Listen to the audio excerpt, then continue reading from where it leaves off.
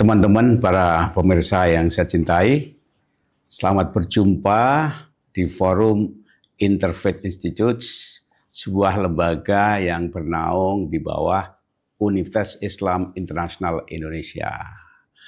Kali ini kami kedatangan tamu, teman saya cukup lama.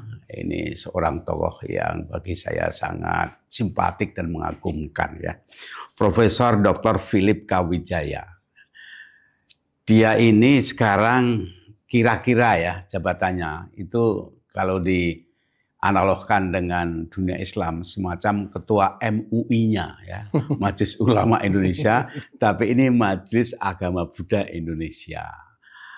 Dengan demikian kita bertemu dengan orang yang memang otoritatif untuk bicara seputar Buddha. Makasih Mas Philip. Terima kasih, selamat pagi. Ya.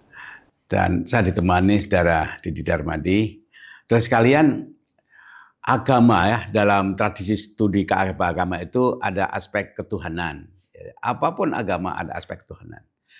Ada aspek etika, ada aspek ritual, kemudian juga ada konsep tempat suci, ada kitab suci. Pendeknya, agama itu didekati dari berbagai dimensi-dimensi tadi, namun yang paling substantif adalah kebertuhanan, bagaimana seorang mengenal dan kemudian menyatu kembali pada Tuhan. Walaupun kata Tuhan itu sendiri dan juga agama banyak sekali definisinya. Kalau kita bicara apa itu agama, definisi yang banyak sekali. Begitupun Tuhan. Nah, kali ini saya ingin bertanya, dialog sharing dengan Mas Philip, ya, kira-kira gini. Bagaimana dikenalkan secara singkat barangkali ya, sebisa mungkin masyarakat tuh kadang-kadang beranggapan gini, orang Buddha itu tidak senang bicara Tuhan. Tapi orang Buddha itu lebih pada etika, pada kedamaian diri, pada upaya mengenal diri, inner journey ke dalam diri. Tapi jarang secara eksplisit menyebut Tuhan. Sementara ada orang yang senang bicara Tuhan, tapi jarang melakukan sebuah inner journey. Jadi wacana tentang Tuhan, tapi kadang penghayatannya kurang. Umat Buddha yang mengatakan sangat intens menghayati kebertuhanan, tapi tidak mau bicara tentang sosok Tuhan. Gimana Mas itu dijelaskan? Ya, terima kasih. Ini pertanyaan dari Prof. Komar ini biasanya nggak pernah mudah untuk dijawab. Jadi saya cuma membawakan sedikit gambaran tentang bagaimana agama Buddha dan juga umat Buddha memandang Tuhan itu sendiri. Agama Buddha diciptakan oleh Buddha Siddhartha Gautama. Beliau menyampaikan ajaran ini dan memulai ajaran ini dengan satu kondisi, yaitu kesadaran. Waktu dia melihat penuh penderitaan di permukaan bumi ini, orang sakit, orang meninggal, orang derita macam-macam. Terus sumbernya derita itu di mana? Kenapa itu bisa terjadi? Nah, itu dicari. Dia berguru kepada orang-orang yang pinter, yang sakti, yang apa di lingkungannya. Kemudian dia juga keluar dari istana, dia masuk ke hutan, bertapa untuk mencari pemahaman yang lebih dalam, mungkin dari inner dan mungkin pengaruh dari luar. Nah, akhirnya satu titik dia menemukan suatu kecerahan. Pencerahan itu yaitu menjadikan dia tiba-tiba sadar. Nah, sadar dalam agama di tempatnya beliau itu namanya Buddha. Jadi artinya Buddha itu adalah kesadaran. Sadar akan di alam ini mempunyai hukum yang berjalan. Ini tentu saja hukum ini ditangani oleh siapa? Ada tangan yang tidak terlihat yang mengatur segala sesuatu. Di dalam ajaran Buddha, apa yang kamu perbuat, kamu pasti menerima hasilnya. Berbuat baik, menerima hasil baik. Tidak ada tambah, tidak ada kurang. Berbuat jelek juga menerima hasilnya. Tidak tambah, tidak kurang. Kita nanam jagung, jagung ini nanti akan tumbuh jadi sebuah tanaman jagung. Kira-kira jagungnya berapa biji? Nggak mungkin satu biji ditanam kemudian hasilnya satu gudang, kan? Nggak mungkin. Gitu. Jadi itu hukum alam atau hukum alam semesta. Itu yang dipercaya sebagai pengendali seluruh kehidupan kita ini. Jadi disitulah manusia diminta selalu berbuat baik, karena Anda nggak akan diampuni. Di agama Buddha agak miskin pengampunan, Pak. Ya. Gitu. Sehingga orang mati-matian untuk harus berbuat baik. Itu yang terjadi. Jadi pandangan umat Buddha terhadap Tuhannya, ya biasa kalau secara di masyarakat itu mereka punya umpama ini patungnya Dewi Kuan Im, itu kan patungnya Buddha Gautama dan sebagainya. Mereka menghormati, ya kadang-kadang juga ya sifat manusia kemudian meminta sesuatu, itu ya sifat manusia. Tapi di ajaran agama Buddha sebetulnya nggak ada yang bisa diminta. Gitu. Kita berdoa aja, mohon saya dapat pencerahan yang lebih baik.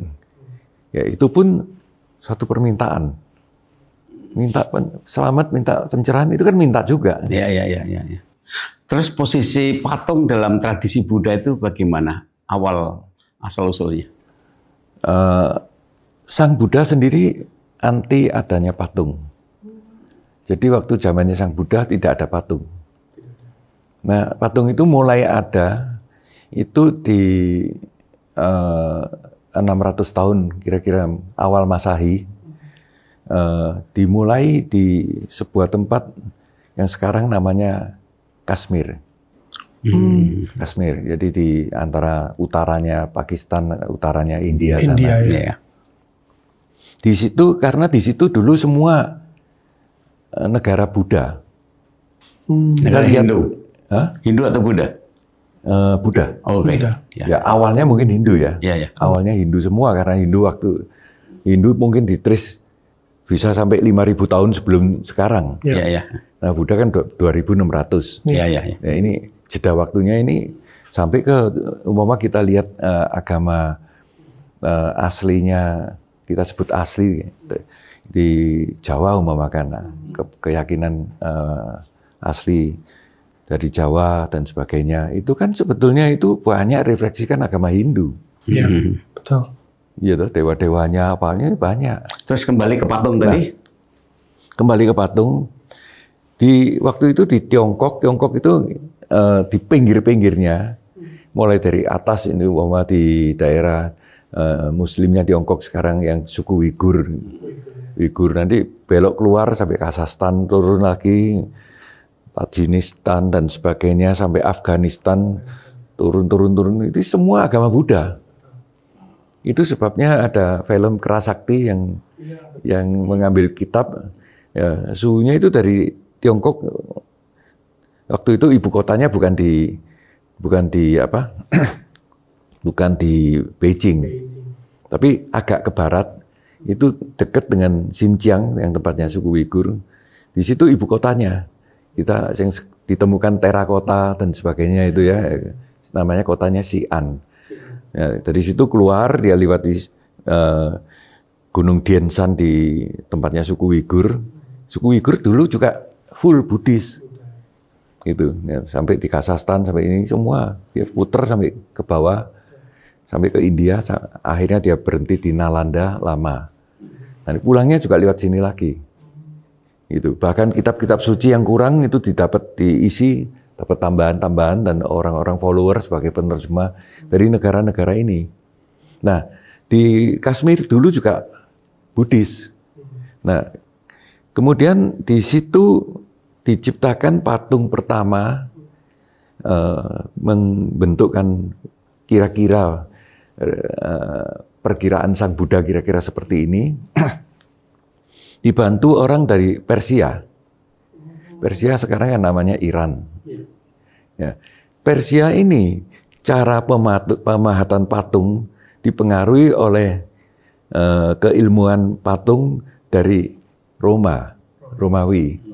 Sehingga itu urusan baju, tekuk-tekukannya, apa detailnya, apa itu semua gaya sana. Itu yang awal. Kemudian baru ada yang lebih dalam quote and unquote itu lebih primitif, lebih lokal.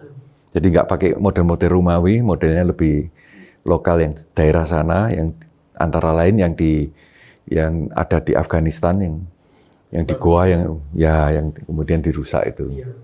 Itu terusannya dari itu.